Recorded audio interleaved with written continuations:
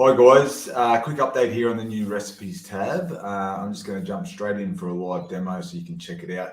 If you've got any questions, please by all means drop it in the comments, and I can get back to you, or I'll answer it within the comments, or I'll even do a video for it for you. All right, I'm going to jump straight in. Okay, so what you'll now see here, guys, is just the one recipes tab. Okay, so we've got we've been able to merge the recipes tab. So previously you would see my recipes and then recipes, where you've now just got the recipes tab. Okay, amongst that we've got sub tabs. So we've got all recipes, and that then I'll come back to, but you can basically search the entire catalog. You got my community recipes. Now these are the recipes that me as a nutrition professional have submitted and that are being used within Mealsy.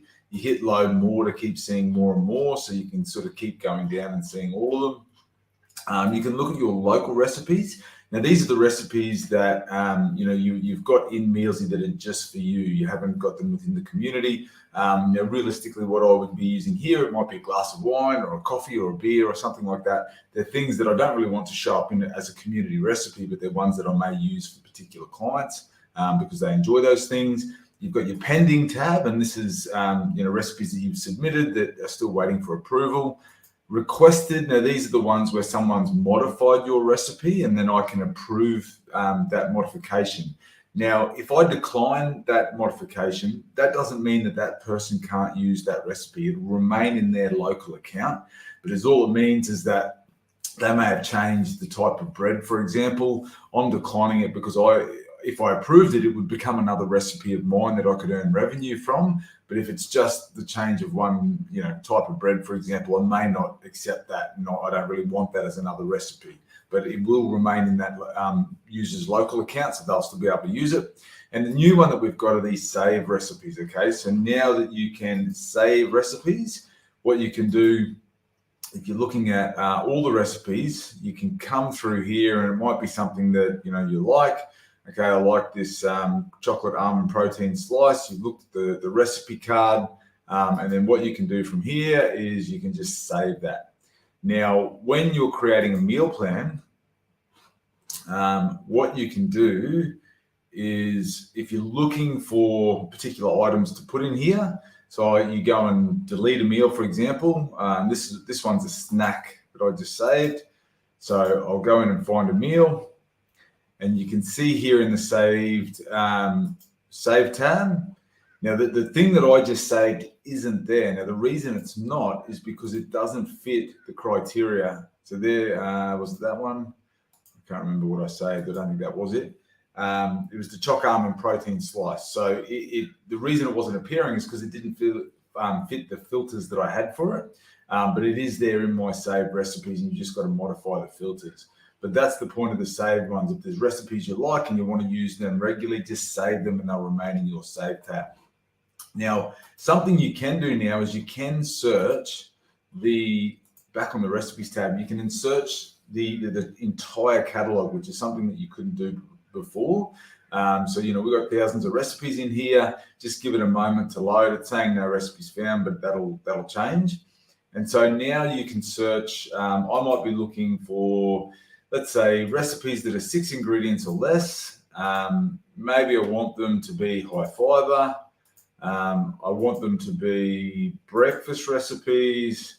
And I don't want them to contain, let's say, oats, for example. I might have to put rolled oats, but oats there. Now, you can even go further, and I can search for ones by myself. Okay, I can search for recipes by me. And then that is showing all the recipes that don't contain oats, that simple, or 6 ingredients or less, I think it was, that are high in fiber, and they're breakfast recipes. And I can come down here and continue to see how many there are. So I can keep, so I've got 79 recipes. You can see that count down the bottom. So I've got 79 recipes that fit that criteria. Now you can clear that criteria, and then that will then show everything. This now allows you to search the entire catalog, which is really good. The other thing that we've added is a filter count. Okay, so with this filter count, you can now see how many tags you've got selected. So, you might want to select paleo, halal, 6 ingredient. So I've now got 3 meal tags selected, 1 nutrition tag, and still 1 meal time. And so that's going to count for you. And you'll see that on the meal plan tab as well. On the meal plan tab, there's now a count up there. I've got 1 meal tag selected, 1 nutrition tag. And then also when you're finding a meal on the meal plan edit, this is pretty similar to the recipes tab. You'll see that count there as well. All right, so that's everything with the new tab, guys. So what's next? Okay, so what we've got coming up next, there is we're adding a few new user types. So nutritionists and naturopaths will now have their own user type. They'll have their own logins. That should take about 2 to 3 days, we're predicting, and then we'll finish off that ebook. So we have started the ebook build, but we sort of had to pivot and do a couple other things. So we'll continue to finish that. Amongst that ebook build will be the ability to have users under folders. So I might be creating a meal plan for John Brown.